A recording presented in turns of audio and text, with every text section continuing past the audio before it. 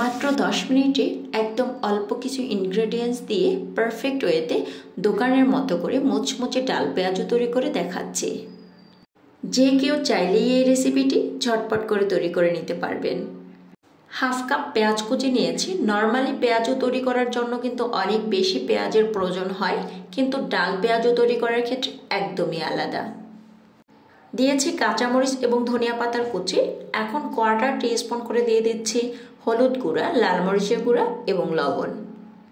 এখন এই পেঁয়াজের মিশ্রণটাকে এমনভাবে মাখাতে হবে যাতে করে পেঁয়াজটা একদম সফট হয়ে যায়। আমার কাছে মনে হয় ইফতার আইটেমের মধ্যে এর থেকে সহজ কোনো রেসিপি হতে পারে না।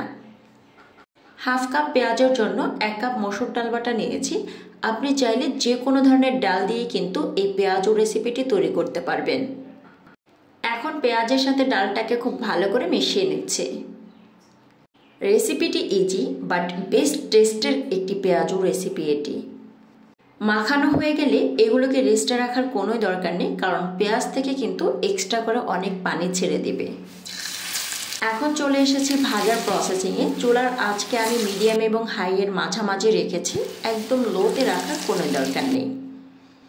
এই পেঁয়াজুর ব্যাক সাইডটা অনেক ক্রিস্পি হলেও ভেতরটা কিন্তু বেশ সফট থাকে, যার কারণে পেঁয়াজুটা খেতে বেশ ভালো লাগে। পেঁয়াজুটা ভাজার সময় কিন্তু আমি দারুণ একটা ফ্লেভার পেয়েছিলাম, আর এটা খেতে বেশ মজাদার হয়েছিল। এই সহজ এবং সুস্বাদু রেসিপিটি বাসায় একবার ট্রাই করার জন্য অনুরোধ রইল।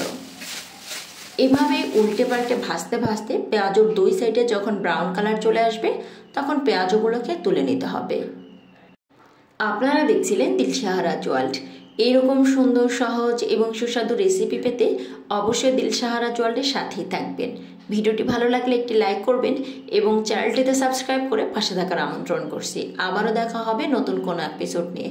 ততক্ষণ পর্যন্ত ভালো থাকবেন, সুস্থ থাকবেন। আল্লাহ হাফেজ।